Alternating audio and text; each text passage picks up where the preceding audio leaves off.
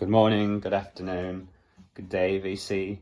Welcome back to my weekly edition of my recent spins for this week. This is the James Buttery Goes to Melbourne for the Week edition, so it's actually only about 6 days. I normally record these on a Sunday, but it's early Saturday morning here. Flying out tomorrow for a week of work and record digging, which if you have seen my videos before, I generally come back with a pretty decent haul. So I'm quite excited. I've pre-bought some records from Anthony's collection, which many of you know. He's selling everything, which is exciting. But anyway, this is what's playing in the background. I have not played this in a very long time. This is a New Zealand experimental jazz record on Rattle Records. Absolutely wonderful. You see the musicians on here. Very cool. I think this came out 2015. I haven't played this in forever, but yeah, it's a very special piece of New Zealand music. I picked this because I thought it probably wouldn't get stung by the Google ad people. Because I feel like any sniff of music I put in these videos, I get ads on them for some reason. Anyway, this is what I've been listening to this past week. Bit of a mixed bag, but we'll start with this wonderful record here by Steel Pulse. I think this is an absolute classic reggae record. Inside out, top to bottom, I love this. Fantastic. Next up, I thought I'd revisit this record by Steve Lacy. This was a record that was sent to me as a gift by Teddy over at Eat Sleep Vinyl back when he was making his amazing videos. He told me to listen carefully when I was given this record. I really love it. It's a very intricate inside-out record. Not immediately abrasive or anything like that. But yeah, very, very interesting. It's kind of one of those records that you can will never get bored of, because you can listen to it and forget about it, and there's many things going on that reveal itself the more you give it a go. Really good on the wonderful Black Saint label. I'm going to show you the label just because whenever you get to show a Black Saint, you should, because they're from a design point of view, they're absolutely wonderful. So there you go. Steve Lacy, Roswell Rod, Beaver Harris, and Kent Carter. I've kind of been back into my sort of electronic and French electronic and loosely krautrock section a bit this week as well. A Helden that I hadn't played in a long time. This one kind of blew my mind all over again. Speaking of cool label designs, this is on a Cobra. Look at that, very cool. Lots of you guys know Helden. Absolutely worth checking out. It's very early in the morning here, so I'm speaking quietly, and I haven't woken up properly yet. I thought I'd revisit this one just because I was reading up on the great New Zealand pianist Mike Nock, and I remember that he played on this release. Really wonderful live session. This is a very strange Japanese pressing, so it's not a gatefold or anything like that.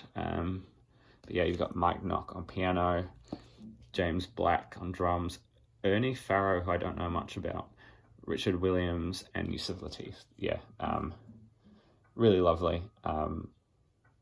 Just it's one of those live recordings that really makes you feel like you're in the room. I've been working my way back through my cluster records because I have not been giving them enough love. This is a reissue from a few years ago. Fantastic.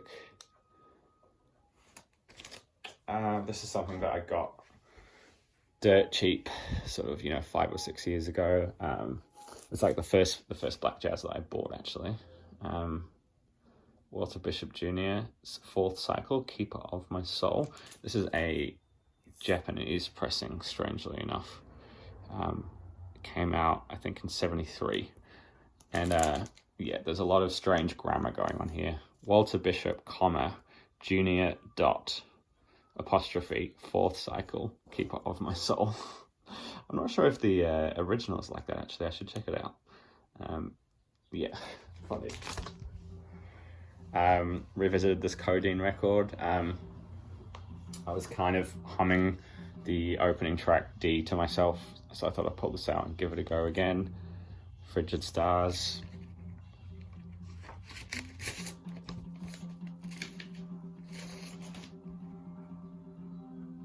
Look at that.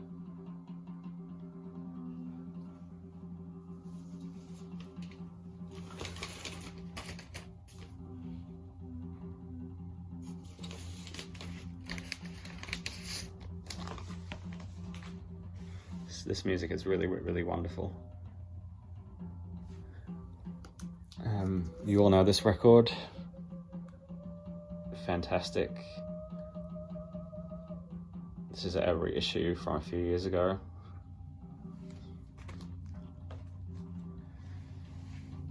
One of my, in fact, I'll do this because that way you can't see the next record behind the pile, because I know you've all been spotting what's behind as I pull out the next one. Archie Shepp Coral Rock. This is one of my favorite Archie Shepp records. This label here, America. I kind of used to find a lot of this stuff not in the wild, but I would find them in online really cheaply. I'm not sure what happened, but it's kind of dried up a bit now. I don't really see any America releases anymore. But yeah, for a while there, I was kind of picking up a few a year, kind of thing. Yeah, absolutely wonderful record. Coral Rock. This one I picked up last year, but I never really gave it the time of day. It has really grown on me. Richard Pinhas, Iceland. This is a strange, I think it's a UK pressing on Pulse Records, which I don't know too much about. But I've got a couple of his solo records on this label. Look at that, Pulse.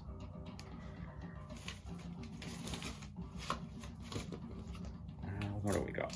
And then the last one is a record I absolutely love, but I have not played in a long time. This is, I can never pronounce this one, so I won't. Fetus. This is a reissue from a couple of years later on the Tapioca label. Absolutely wonderful. Zool, prog, a little bit funky in parts. Yeah, a fantastic record. So there you go. That's where I've been at. Thank you all for watching. Hope you enjoy these flip videos. I kind of really enjoy talking again about records that I haven't played in a long time. Yeah, it's kind of low effort for me, and you guys get to see stuff that I probably haven't shown or talked about in a long time, and there's a nice variety there. So yeah, thank you all for watching. I'm going to let this music play for a little bit because it is really fantastic.